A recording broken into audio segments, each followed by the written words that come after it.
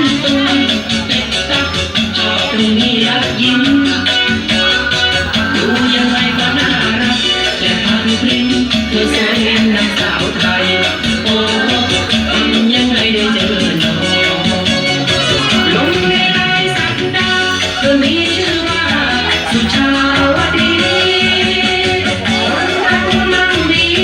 และเรียนปีสี่อยู่ที่โน้ตอันดาโดเรามองในน้ำต้อยกับมองโซ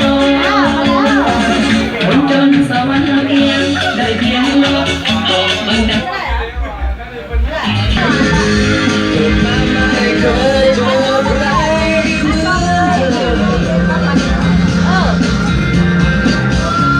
หลับฝันละเมอ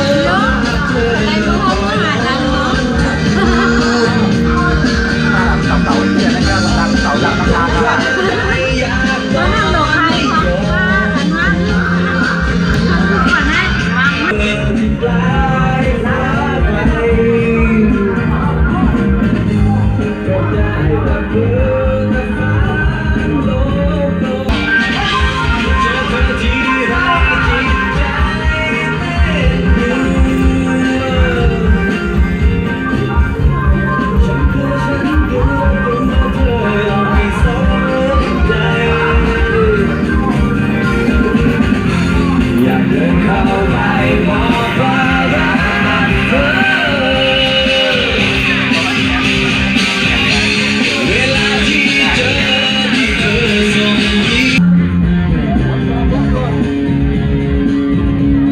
ชวนแก้ว